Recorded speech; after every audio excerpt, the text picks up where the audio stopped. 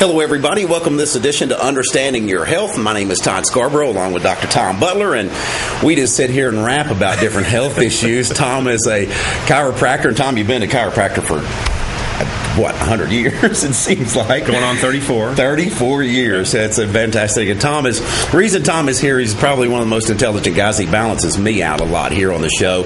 And what we try to do is bring you basic common sense without all of the garbage. There's so much marketing that surrounds issues today, Tom, as you know, as far as not only exercises, but product supplements. There's so much hype. And what Tom and I, and the reason we're here together, is we have the same philosophy. We look at things and sometimes cry foul and say, no, that's not true. You can't do that and you shouldn't do this. So what we try to do here on the show is bring you very basic information and then try to cut through all of the chase that's out there and get through all of the stuff that's weighing things down and issues down that are not true. So we want to look in today, and this is basically going to be, we've done shows before in eliminating all of the garbage surrounding issues. We're going to do that today with exercise, Tom. Yeah. And, you know, the one thing when people talk and they think about exercise, the first thing that people do is lock up because they think about me, and they think, and you tell your patients, okay, I want you to start an exercise program. I want you to start exercising. They automatically think that you want them to go into the gym in the shape that they're in, work out on weights with all the guys like me, and wrestle us for the equipment and try to compete against us, and they get embarrassed and shy, and they are gone within a month. Yes. But that is not needed, is it, by the average person? No. On the contrary, probably, well, you're in the top 1 percentile. So to go by Todd would be yeah, don't listen to me. Yeah. So when it comes to this issue, will be all Tom. Well, it would be all intense. It would be elaborate equipment, straining beyond your 70% max. You try to go, hit new goals that are extremely high.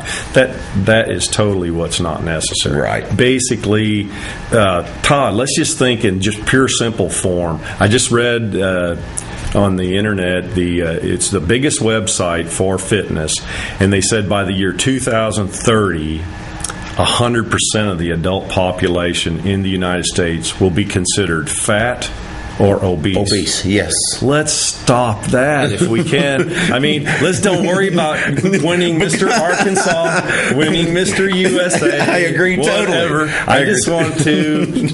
I have very simple goals for people. I just like you to have a happy, healthy life, and with the minimum amount of strain and bother to your life. Yes. And that's what we were talking about. I mean, this wonderful show. I watched it for over an hour, and this fitness expert examined all these different equipments.